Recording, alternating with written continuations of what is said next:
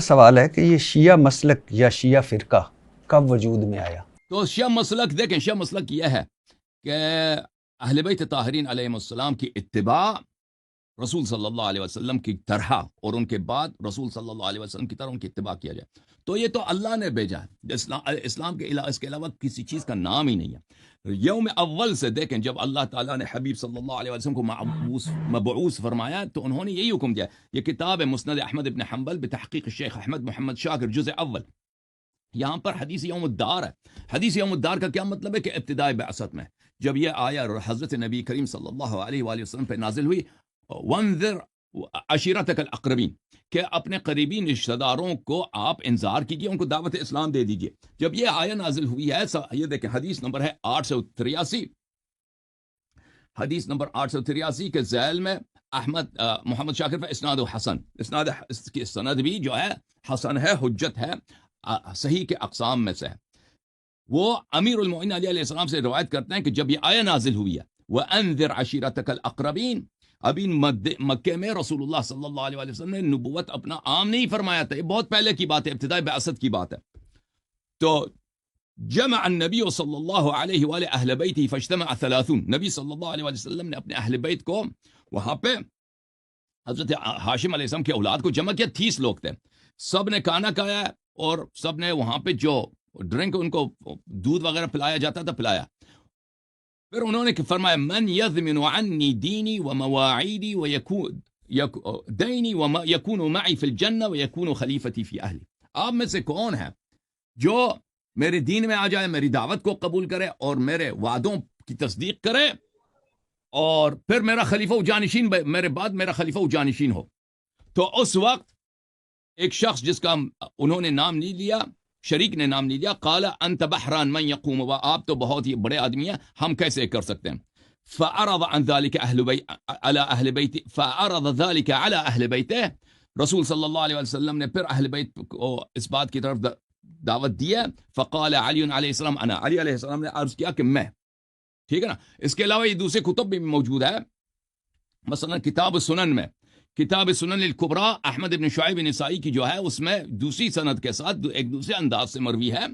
یہاں پر یہ قطر میں یہ کتاب چھپی ہے، ملاحظہ کریں، ذکر الاخوہ، حدیث اخوت میں یہاں پر یہ حدیث ہے کہ ان رجلا قال لعلی علیہ السلام، ایک شخص نے امیر المؤمنین علی علیہ السلام سے عرض کیا لما ورثت ابن عمک دون عمک، آپ کیسے رسول صلی اللہ علیہ وسلم کے وارث بنے حالانکہ چچا موجود تھے، عباس موجود تھے، وہ نہیں بنے. تو انہوں نے کہا امیر المؤمنین علیہ السلام نے کہ رسول اللہ صلی اللہ علیہ وسلم نے تمام بنی مطلب کو جمع کیا اور ان کے لیے ایک متعام ہوتا ہے 1 کلو سے بھی کم تر، 1 کلو سے کم تر انہوں نے کھانا سب کے لیے بنایا. سب وہاں اتنے لوگ آئے تھے، سب نے وہ کھانا کھا لیا، کھانا کم نہیں ہوا. تو اعجاز رسالت تھا. اور پھر وہاں پہ ان کو دودھ کا ایک چھوٹا سا ظرف تھا، برتن تھا، اس میں سے سب نے پیا، دودھ بھی کم نہیں ہوا. اچھا، پھر رسول صلی اللہ علیہ وسلم نے فرمایا یا بنی عبد المطلب انی بعثت الیکم بخاصہ والی الناس بعامہ، اے بنی عبد المطلب میں پہلے آپ پہ مبعوث ہوا ہوں پھر دوسرے لوگوں کی طرف. اور آپ نے میرا یہ اعجاز ابھی آپ نے اس دسترخوان پہ دیکھا ہے، میری اس عید دسترخوان پہ آپ نے اعجاز دیکھا ہے کہ 1 کلو سے کم یہاں پہ کھانا تھا، آپ سب نے کہا ہے، ایک چھوٹا سا برتن تھا، دودھ کم ہی نہیں ہوا.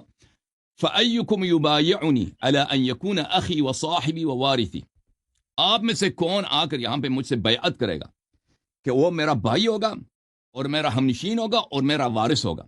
کوئی شخص وہاں پہ کھڑا نہیں ہوا. فَقُمْتُ إِلَيْهِ وَكُنْتُ أَصْغَرَ الْقَوْمِ، میں کھڑا ہو گیا، میں نے عرض کیا یا رسول اللہ میں، اور سب سے چھوٹا میں تھا. 3 دفعہ رسول اللہ صلی اللہ علیہ وسلم نے یہ فرمایا، تینوں دفعہ میں کھڑا ہوا اور میں نے عرض کیا یا رسول اللہ میں.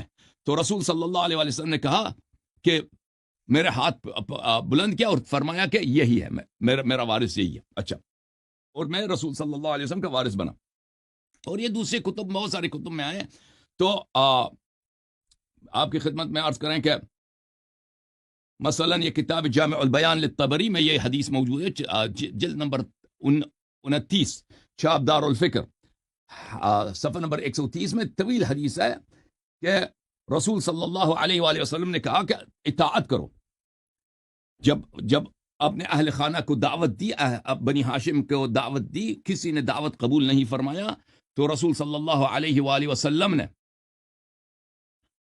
امیر المؤمنین علیہ السلام کا دست مبارک بلند کیا، فرمایا یہ میرا خلیفہ، میرا جانشین ہے اور میں تمہارا نبی ہوں، اس کی طاعت کرو. تو لوگ وہاں سے اٹھتے ہوئے انہوں نے مذاق اڑایا. فقال القوم يضحكون ويقولون لأبي طالب قد أمرك أن تسمع لابنك وتطيع. ابو طالب، رسول صلی اللہ علیہ وآلہ وسلم نے تجھے حکم دیا ہے کہ تم اب آج کے بعد اپنے بیٹے کی طاعت کرو. وہ مذاق اڑاتے ہوئے نبی صلی اللہ علیہ وسلم کی بات کا مذاق اڑاتے ہوئے اٹھ کے.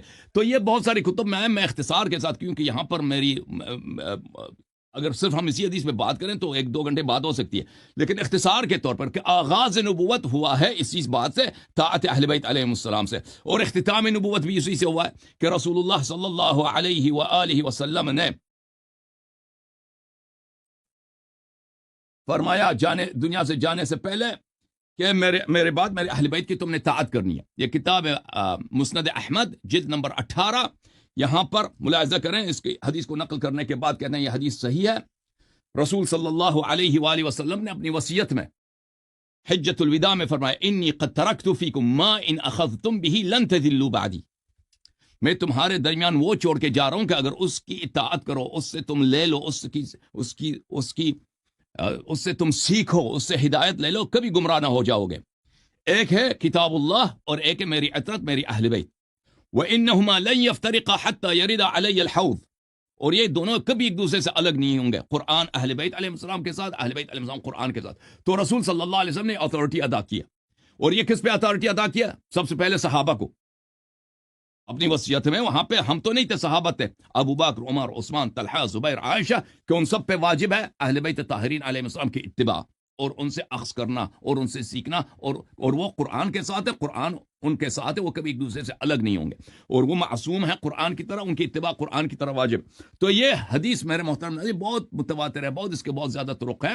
یہ رسول صلی اللہ علیہ وآلہ وسلم کے جملے. اور اس کے بعد ابھی میرا ایک مناظرہ ہوا تھا، شاید آپ نے کنڈکٹ کیا تھا، کسی اور نے، طارق بھائی نے، مجھے یاد نہیں، وہ ایک مولوی صاحب آئے تھے، ائمہ اثنا عشر پر نصوص، 12 اماموں پر نصوص مخالفین کے کتب سے، کیا منصوص من اللہ ہیں یا نہیں ہے. تو اس پہ میں نے بہت سارے احادیث دکھا دیے تھے کہ رسول صلی اللہ علیہ وسلم نے فرمایا کہ میرے بعد 12 خلفاء ہیں. الخلفاء میں یہ کتاب بخاری ہے، ملاحظہ کریں، یکون 12 امیرا. رسول صلی اللہ علیہ وسلم نے فرمایا اس امت کے 12 امیر ہیں، 12. اور کتاب مسلم میں ملاحظہ کریں، چاپ دار الفکر، یہاں پر رسول صلی اللہ علیہ وسلم نے فرمایا ان هذا الامر لا ينقضي حتى يمضي فيهم 12 خلیفہ، 12 خلیفہ. تو یہ احادیث متواتر ہیں، بہت کثرت کے ساتھ ہیں.